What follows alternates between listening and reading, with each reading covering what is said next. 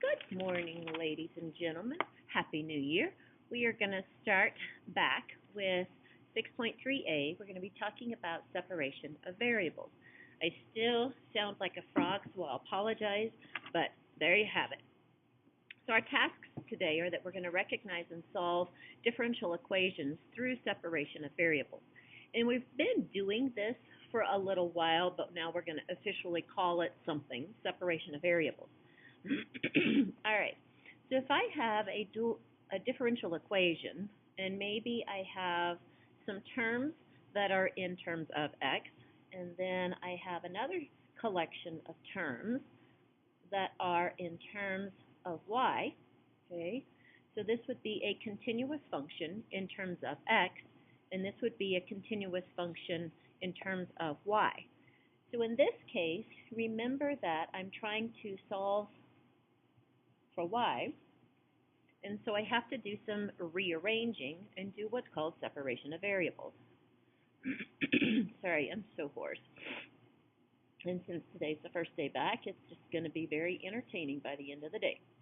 Alrighty, so for separation of variables, our tasks would be that we're going to collect all of our x terms, and then we're going to have its dx with it. And then our second thing to do would be collect all of the y terms together with the dy, okay, very technical math terms. And then my last step would be to solve. And remember, when we're working with differential equations, I'm either looking for a general solution or a particular solution. And then I'm going to solve by integration. So you just have to pay attention to the individual problems to know whether you're looking for a general solution or a particular solution. So since we've been doing this, this is going to be a nice short video, so I'm just going to start in with a couple of examples. All right, we'll start with green since we're flag high. All right, I want to find the general solution. And I'm going to be given x squared plus 4 dy dx is equal to x times y. All right, sorry. So the goal is going to be to get all of the x things together and all of the y things together. The dx obviously goes with the x things. The dy obviously goes with the y things. And if it's okay with you, I'm going to move everything all at one time. I guess even if it's not okay with you, I'm still going to do it. All right, so I'm going to divide, and then multiply. So I'm going to get 1 over y dy, that's a y, is equal to x over x squared plus 4, that's an x, dx. And since I'm trying to find the original solution, I'm going to integrate both sides. Well, if I do the integration on the left, I'm going to get the natural log absolute value of y is equal to, I'm going to do my u substitution over here, so I'm going to let u equal x squared plus 4. Du is going to equal 2x dx. So then this is going to be, I have to introduce the half, and it's going to be 1 over u du. Alrighty. So now when I integrate this, here's the half. 1 over u is the natural log absolute value of u. There's my plus c. And so then I need to substitute that back in. So I'm going to get the natural log absolute value of y is 1/2 natural log absolute value x squared plus 4 plus c. Alrighty. So if you'll remember, since this is out front, it actually acts as an exponent. So I'm going to rewrite it one more time. Natural log absolute value of y is the natural log of the square root of x squared plus 4. I'm only going to, it has absolute value bars, but if I take the square root and x is squared, it's always going to be positive, and then plus c. So remember, now I'm going to go back to exponent form because I'm trying to solve for y. So I'm going to get e to the natural log square root x squared plus 4 plus c is equal to, and value of y, alrighty, but I can't take the log of a negative number, so I'm going to do the primary or the principal root, the positive y. Remember that you can rewrite this, so I'm going to come up here. I can rewrite this as y is e to the natural log square root of x squared plus 4 times e to the c, because this is the properties of exponents.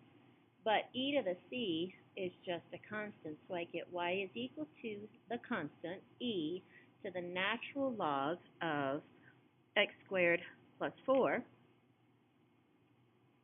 Alrighty, x squared plus 4, and e to the natural log, so this turns out to be y is equal to c, and then times x squared plus 4. Remember that we chose the principal root, and so I am done. I would identify my solution. I would say that the general solution, because remember we identify everything that we do, y is equal to c square root x squared plus 4. And ta-da, done. Alrighty, let's do, I think I have 2 more examples. Nice short video to start, and then we'll be done. For our next example, I want to find the equation of the curve, I think I've forgotten how to write, that passes through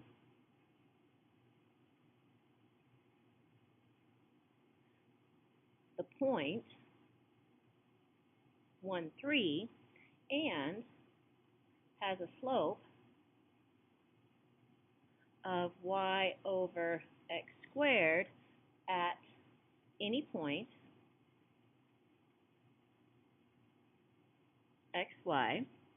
Okay, so that's our problem.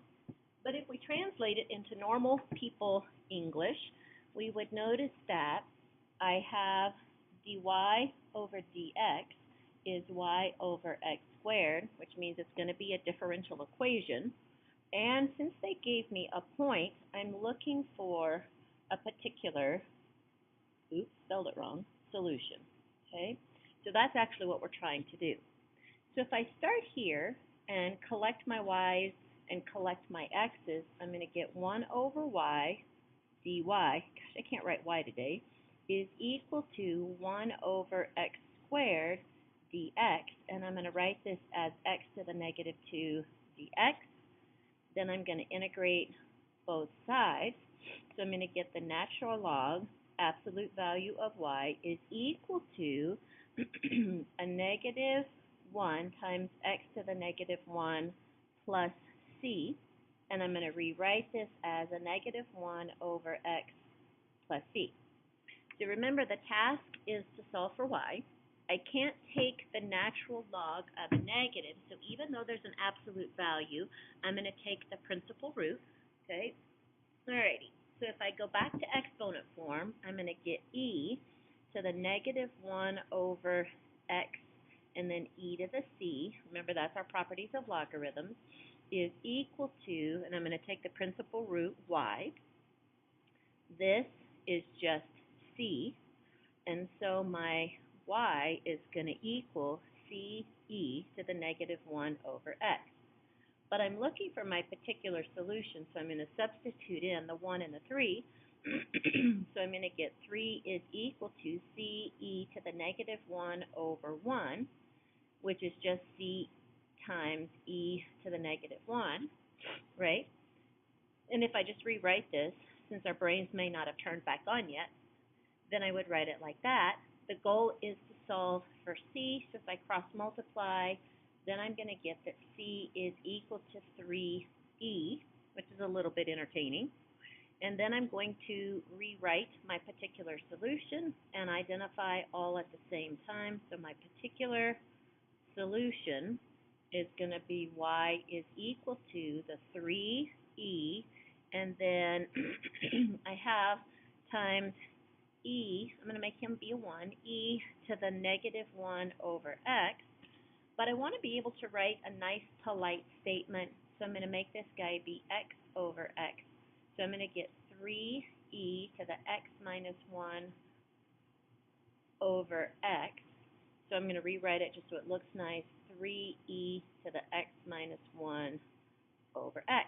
And that is my particular solution. Alrighty, I have one more example, and then we're done. Whew, that's nice. I think it'll be under 15 minutes. Woohoo!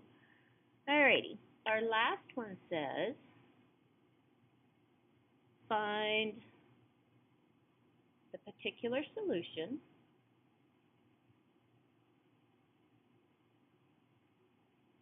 for, oops, that's an N, for x, y prime is equal to y minus 1 when x is e and y is 2, which means I have the ordered pair e2. Okay? Alrighty. So if I rewrite this just to help my little brain, I do dy over dx is equal to y minus 1. Alrighty.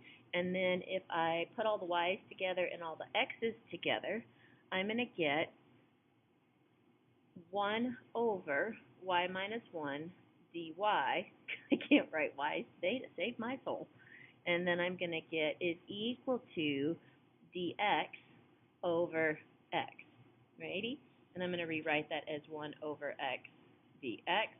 I'm going to integrate both sides, and I'm going to get the natural log absolute value y minus 1 is equal to the natural log absolute value of x plus c. Alrighty? And now what I'm going to do is solve from c here. So I'm going to substitute in my point instead of waiting until I solve. I think it would be easier. So I'm going to get the natural log of 2 minus 1 is equal to the natural log of e plus c. So this is the natural log of 1 is equal to the natural log absolute value of e plus c. This is 0, and I know that because there's the graph of the natural log function, and it crosses at 1. Okay, so that was kind of handy. So then I'm going to get c is equal to a negative natural log of e. But if I go back to exponent form from here, I'm going to get that this is a negative 1. Alrighty? So now's when we get a little bit tricky. So I know that c is a negative 1. And actually, I think this is just a weird example, and that's why I chose to do it. So let me come up here and we'll kind of walk through the rest of it. Alright, so if I have the natural log of y minus 1 is equal to the natural log absolute value of x, and then put in this. Alrighty, so we need to think about this piece over here. So if I did the natural log of x is equal to 1, then I would do e to the 1 is equal to x, right? And so I would get x is equal to e.